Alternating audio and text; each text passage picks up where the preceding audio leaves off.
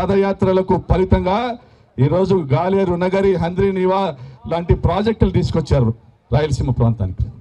మన అనంతపురం జిల్లాలో దాదాపుగా ప్రత్యేకించి మన సత్యసాయి జిల్లాలో దాదాపుగా 2 లక్షల ఎకరాలకు నీళ్ళు ఇవ్వాలి. ఇది రాజశేఖర రెడ్డి గారి కళ. మరి ఈ కళను సాకారం చేసేదానికి నేను సిద్ధంగా ఉన్నా, మీరు సిద్ధమేనా? మరి రాజశేఖర రెడ్డి గారి కళను సాకారం చేయడానికి జగనన్న పడుతున్న కష్టం గురించి కూడా ఒక మాటలో వివరిస్తా. రాజన్న 40 టీఎంసీల హంద్రీనివాని తీసుకొచ్చారు 4 జిల్లాలకు. 40 టీఎంసీల హంద్రీనివా 4 జిల్లాలకు తీసుకొచ్చారు. అంతకుముందు చంద్రబాబు నాయుడు ఈ హంద్రీనివా ఒక ప్రాజెక్టే కాదు, మంచినీళ్ళకి ఏదో చేద్దాం 5 టీఎంసీలు అన్నారు. మరి చంద్రబాబు నాయుడిని మనమంతా ఓడించినాక 2004లో వచ్చిన రాజన్న దాన్ని సాగునీటి ప్రాజెక్టుగా, తాగునీటి ప్రాజెక్టుగా 4 లక్షల ఎకరాల ఆయకట్టుకు పిల్లకాలువలు ఇచ్చేటువంటి ప్రాజెక్టుగా తీసుకొచ్చాడు. అనేక రిజర్వాయర్ల నిర్మాణం చేశారు. మరి జగనన్న వచ్చినాక ఈ 40 టీఎంసీల హంద్రీనివా ప్రాజెక్టుతో ఇప్పుడు చెరువులు నింపుతా ఉన్నారు. చాలా కొత్త ప్రాజెక్టులు వచ్చాయి. పుట్టపర్తి లిఫ్ట్ ఇరిగేషన్ స్కీమ్ వచ్చింది, Peruru dam lift irrigation scheme ప్రతిపాదనలో ఉంది, భైరవాంతిప లిఫ్ట్ ఇరిగేషన్ స్కీమ్ ప్రతిపాదనలో ఉంది. అదేవిధంగా మన డోన్ దగ్గర ఒక 60 చెరువులకు లిఫ్ట్ ఇరిగేషన్ స్కీమ్ ఉంది. అదేవిధంగా గాజులు తిన్నకి డ్రింకింగ్ వాటర్ ఇవ్వాలా, అనేక ప్రాజెక్టులకు మంచినీటి కోసం ఖర్చు పెట్టాలా, కియా ఫ్యాక్టరీకి నీళ్ళు ఇవ్వాలా. 40 టీఎంసీలతో ఏమీ చేయలేమనేసి దీన్ని 63 టీఎంసీలకు పెంచారు. ఎంతకు పెంచారు? 6300 క్యూసెక్కులకు కాలువ వెడల్పు చేస్తూ జీడిపల్లి వరకు 63 టీఎంసీలు 120 రోజుల్లో తీసుకొచ్చే విధంగా ఆయన ఈ ప్రాజెక్టు చేశారు. అయినా కూడా మన పెద్దలు పెద్దిరెడ్డి రామచంద్రారెడ్డి గారు, కడప జిల్లాకు సంబంధించినటువంటి శాసనసభ్యులు శ్రీకాంత్ రెడ్డి గారు, వీళ్ళందరూ కూడా అన్నాయిలో కర్నూలు అనంతపురంలో దాటుకొని మాకు నీళ్లు రావు, ఇక్కడ అంతా కూడా చెరువులు నింపడము, ఆయకట్టుకు నీళ్ళు ఇవ్వడం లాంటి డిమాండ్స్ ఉన్నాయి. కొత్త ప్రాజెక్టులు వస్తూ ఉన్నాయి. మాకు ప్రత్యేకమైన కాలువ కావాలంటే చిత్తూరు జిల్లాలో చక్రాయపేట మండలం నుంచి, కడప జిల్లా చక్రాయపేట మండలం నుంచి గాలేరు నగరి ప్రాజెక్టు కాలువ, ఆ కాలువ నుండి హంద్రీనివా కాలువ చిత్తూరు జిల్లాలోకి వచ్చేదానికి వరకు పొంగనూరు బ్రాంచ్ కాలువ కనెక్ట్ చేస్తూ లిఫ్ట్ ఇరిగేషన్ స్కీమ్కు గత 5 ఏళ్లలో దాదాపుగా 2000 కోట్లు ఖర్చు పెట్టినారు. వాళ్లకు 20 టీఎంసీల నీళ్లు చిత్తూరు జిల్లాకి ఇవ్వాలని, 20 టీఎంసీల నీళ్లు చిత్తూరు జిల్లాకి ఇవ్వాలనే ఉద్దేశంతో. అంటే ఆయన ఉద్దేశము ఈ 63 టీఎంసీల హంద్రీనివాను అనంతపురము కర్నూలు జిల్లాలకే పరిమితం చేసి గాలేరు నగరి గండికోట నుంచి కడప జిల్లా నీళ్లను, వాళ్ళకి సంబంధించిన నీళ్లను కడప చిత్తూరుకు అదనంగా 20 టీఎంసీలు ఇచ్చి రాజశేఖర రెడ్డి గారు మొదలుపెట్టిన 40 టీఎంసీల ప్రాజెక్టును 83 టీఎంసీల ప్రాజెక్టుగా చేశారు. మరి రాజశేఖర రెడ్డి గారి ఆశయ సాధనలో జగనన్న ముందరున్నాడా లేదా? మరి జగనన్న అడుగులో మనం అడుగు వేయాలా లేదా? వేయాల్సిన అవసరం ఉంది. కాబట్టి ఈరోజు అందరం కూడా ఇక్కడ కలిసి సమావేశమైనాం. మరి ఇప్పుడు వచ్చినటువంటి ఈ చంద్రబాబు నాయుడు ఆయన ఎప్పుడు వచ్చినా, ఇందాక మన శ్రీధరన్న చెప్పినాడు, ఆయన వస్తే మేఘాలు పారిపోతాయి, వానాలు వెళ్ళిపోతాయి, కరువు వస్తుంది.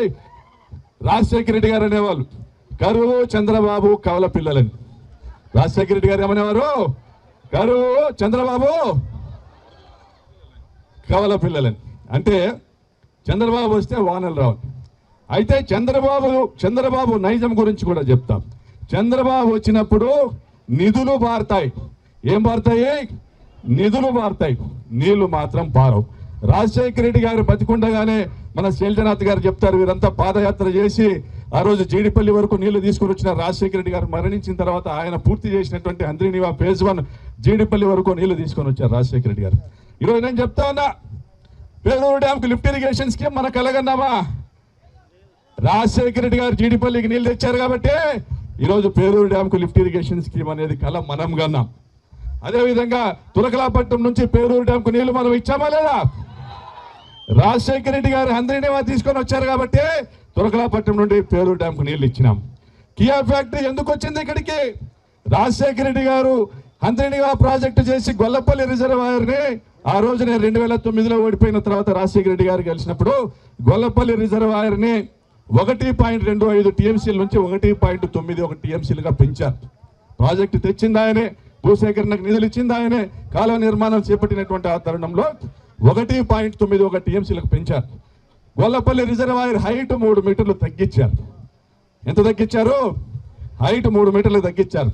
ప్రభుత్వం కూడా ఆదేశాలు ఇచ్చింది, 18 కోట్ల రూపాయలు ఖర్చు తగ్గుతుంది. దీనివల్ల రిజర్వాయర్ కెపాసిటీ పెరిగినా ఖర్చు తగ్గుతుంది కాబట్టి ఆ 18 కోట్లు దాన్ని ప్రభుత్వానికి హ్యాండ్ ఓవర్ చేసి నిర్మాణం పూర్తి చేయండి.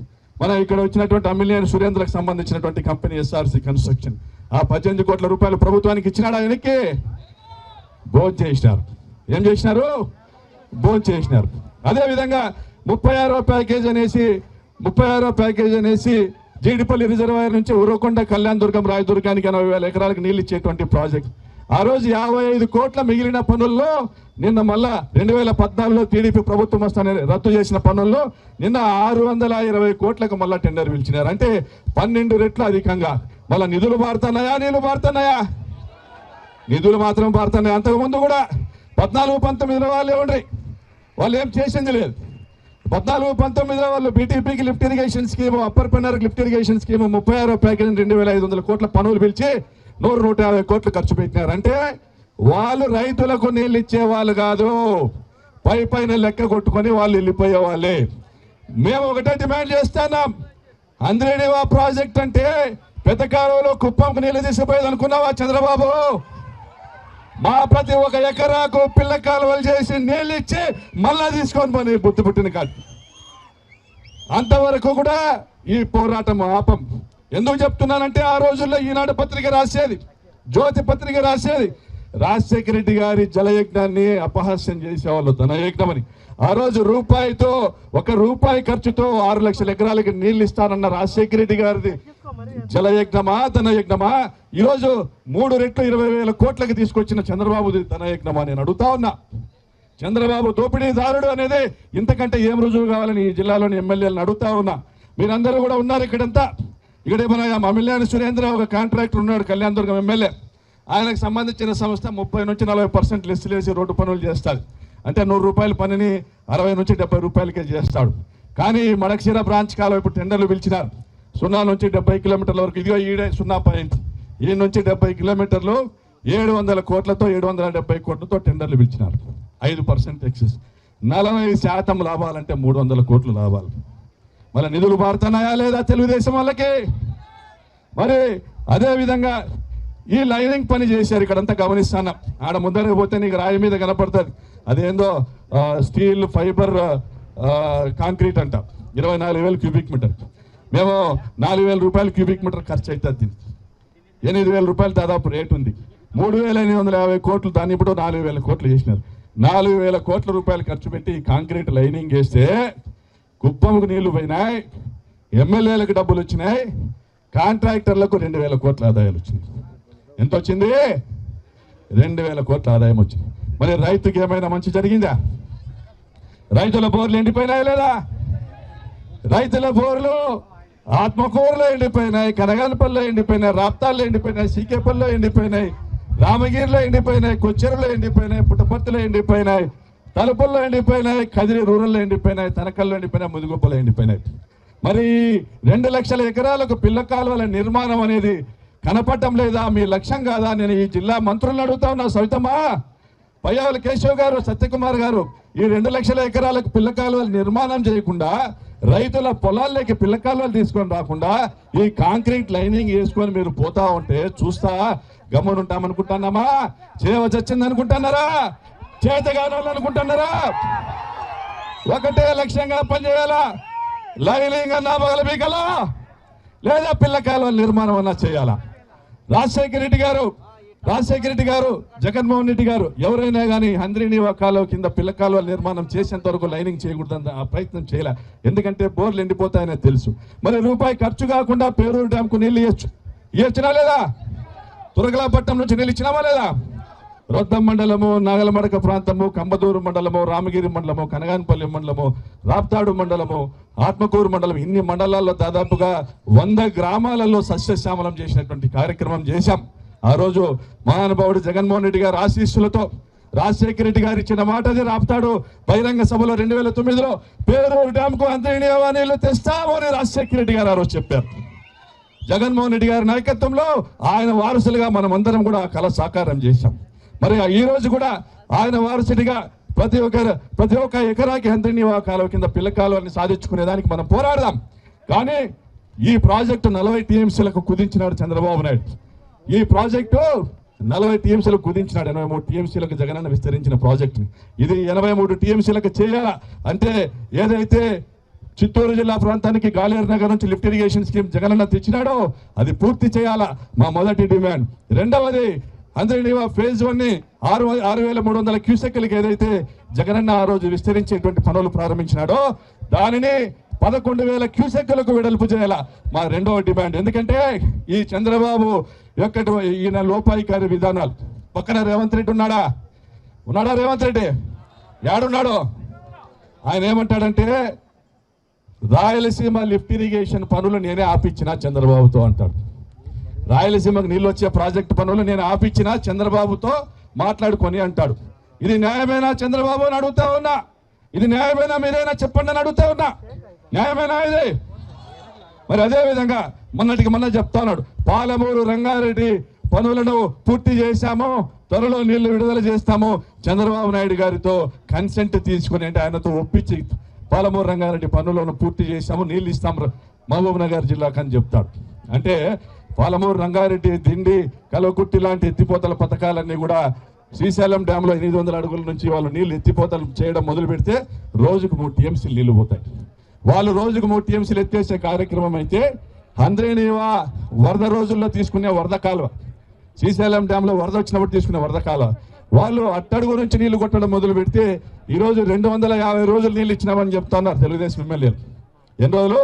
250 రోజులు నీళ్ళు ఇచ్చినాము, 3,850 క్యూసెక్లకు విస్తరించేది. అయ్యా 3,850 క్యూసెక్లకు 250 రోజుల పాటు మీరు నీళ్ళు ఇస్తే 83 టీఎంసీలు రావాలి. కానీ మీ లెక్కలు 52 టీఎంసీలు. కానీ ఆడ వచ్చింది మాత్రం చూస్తే 30 టీఎంసీలు. అయితే ఎప్పుడైతే పాలమూరు రంగారెడ్డి స్కీమ్ ఏదైతే తెలంగాణకు నీళ్లు పంపింగ్ చేసే కార్యక్రమం మొదలు పెడితే హంద్రీనీవా కేవలము 40 నుంచి 60 రోజులు మాత్రమే పంపింగ్ చేసుకోగలుగుతారు.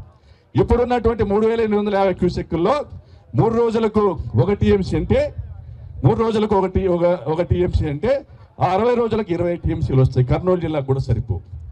దీన్ని 11,000 క్యూసెక్కులకు విస్తరిస్తే ఆ 40 రోజులు పోనీ 60 రోజులు అనుకున్నా కూడా 63 టీఎంసీలు నీళ్ళు తీసుకురావచ్చు. జగన్ అనుకున్నటువంటి కార్యక్రమం చేయొచ్చు. కానీ చంద్రబాబు ఈ కాలువ వెడల్పు చేయకుండా కాంక్రీట్ లైనింగ్ చేశాడు. ఇది వెడల్పు చేయొచ్చునా? ఇంకా పగలగొట్టకుండా చేయొచ్చునా?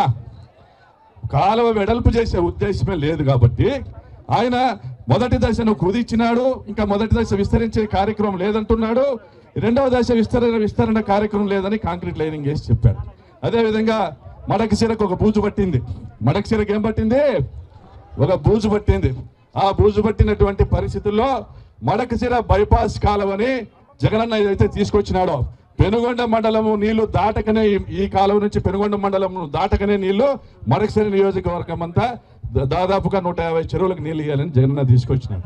ఈరోజు మడకశిరకు పట్టిన బూజు వల్ల ఆ మడకశిర బైపాస్ కెనాలు దాదాపుగా అనధికారికంగా రద్దయింది. అదేవిధంగా ఈ విస్తరణ పనుల వల్ల పేరూరు డ్యాంకు నీళ్ళు ఇచ్చేటువంటి తురకలాపట్నం ప్రాంతంలో నుంచి నీళ్లు విడుదల చేసేటువంటి కార్యక్రమం కూడా దాదాపుగా రద్దయింది అనధికారికంగా. జగనన్న జీవో ఇచ్చినాడు. 1 టీఎంసీ నీళ్లు హక్కు ఉంది మనకు పేరూరు డ్యాంకి. ఈ కాలం నుంచే రొద్ద మండలంలో నీళ్లు ఇడిస్తే అంటే మన కళ్ళను చేస్తూ రైతుల ఆశలను అడియాసలు చేస్తూ రాజశేఖర రెడ్డి గారి ఆశయాలు తుంగలో దొక్కి మీరు దౌర్జన్యంగా ఇటువంటి దుర్మార్గమైన కార్యక్రమాలు చేస్తూ ఎవరైనా గొంతెత్తి ప్రశ్నిస్తే వాళ్ళ గొంతు నిలబేటువంటి కార్యక్రమం మీ అధికార యంత్రాంగానికి అప్పచెప్పుతూ నోరు ఇంత పెద్దగా చేసుకుని ఓండ్ర పెడుతూ ప్రతిపక్ష నాయకులను ఇబ్బంది పెడుతూ కేసులు పెడుతూ జైలు పెడుతూ ఎంతకాలం దౌర్జన్యం చేస్తారయ్యా చంద్రబాబు నాయుడు గారు అని ప్రశ్నిస్తా ఉన్నా. ఈ దౌర్జన్యం సహిస్తావా? జైలు కొత్తనా? మనకి జైలు కొత్తనా? పోయేది ఏమీ లేదు. పోరాడితే బానిస సంఖ్యలు తప్ప. కాబట్టి మీరందరూ కూడా ఈ రోజు కృతనిశ్చయం చేసుకుని మనము ప్రతినిత్యము హంద్రీనీవా నుంచి పిల్లకాలువలు సాధించేంత వరకు రాజశేఖర రెడ్డి గారి ఆశయాన్ని సాధించేంత వరకు మనం ఈ పోరాటం చేస్తూనే ఉండాలని మిమ్మల్ని అందరినీ కూడా పేరు పేరున విజ్ఞప్తి చేస్తూ